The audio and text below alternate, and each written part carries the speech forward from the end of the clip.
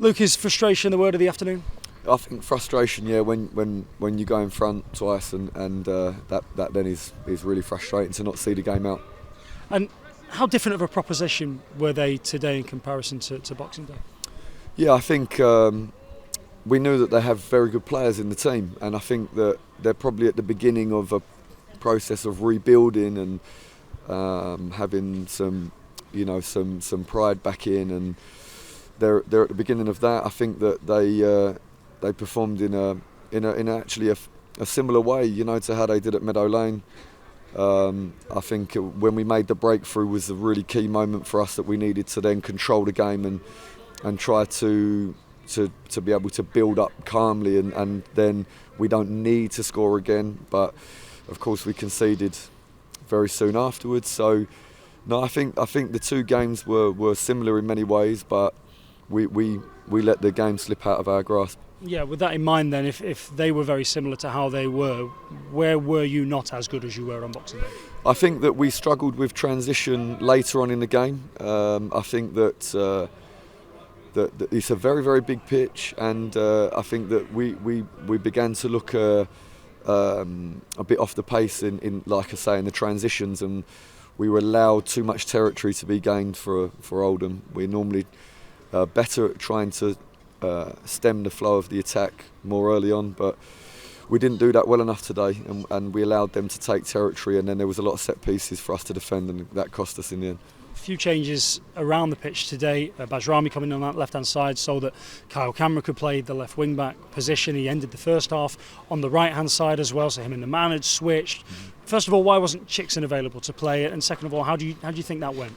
No, I think that Chicks is available, but I'm concerned about him going from being injured into the team and playing, every minute again, and I don't want him to pick up a secondary, injury, which is common if you play in the wing back position, where the running is incredible, the sprints are incredible.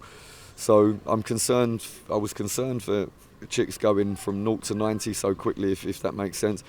And then I was really pleased with Aaron and Cammy in those positions. I thought they provided lots of good openings. I think Cammy's unfortunate in the last probably 15 minutes not to pick up 2 assists. I mean, 2 or 3 of the balls that went across the front of the goalkeeper were incredible.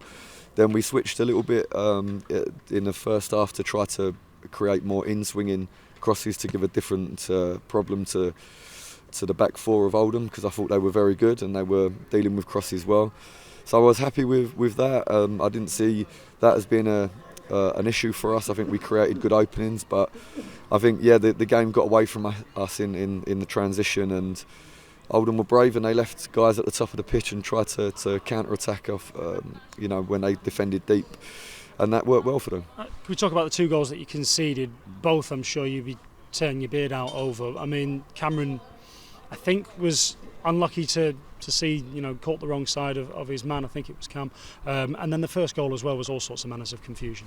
Yeah, it was unfortunate, the first goal, because it's kind of a routine cover-up for us, to the goalkeeper is always in a great position to mop up behind the line, and done that in like a routine way. But then there was a problem, and we didn't clear the ball correctly, and it's very, very disappointing. But I don't want to be so harsh on the guys, particularly on Sam, because really has been incredible and helped us to control games in an amazing way. So yeah, that happens. It's disappointing. Was it a penalty for you?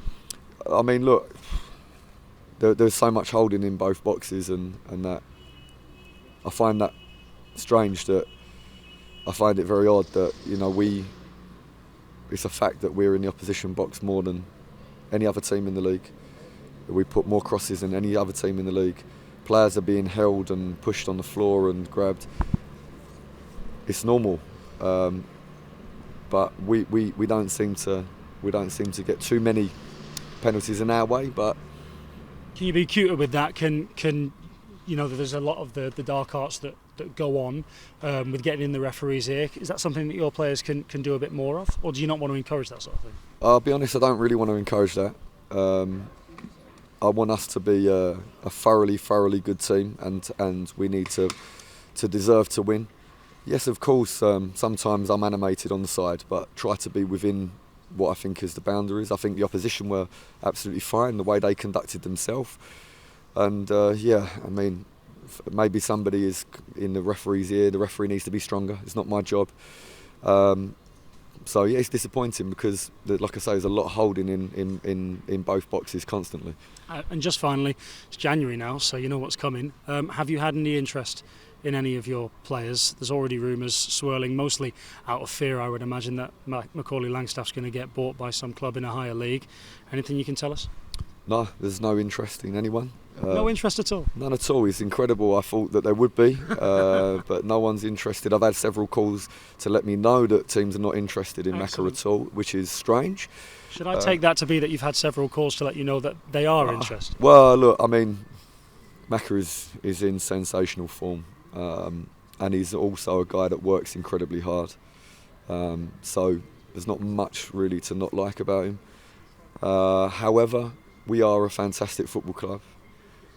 It would have to be something really spectacular. I believe that to take him away from this club. More than $1 million? Well, I don't know the exact sum.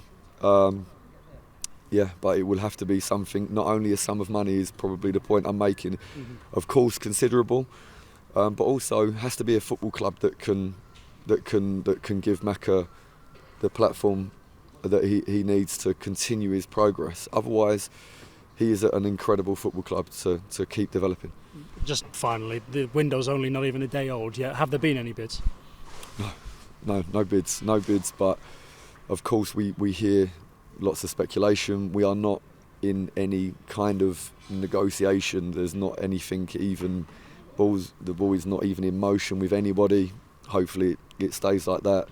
We try to scare everyone off by letting them know that it has to be, that we're not a club that needs to sell at the moment. We're very fortunate. We have incredible owners. So, yeah. Appreciate answering all my questions. Thanks, Luke. Happy New Year. Thank you. Happy New Year.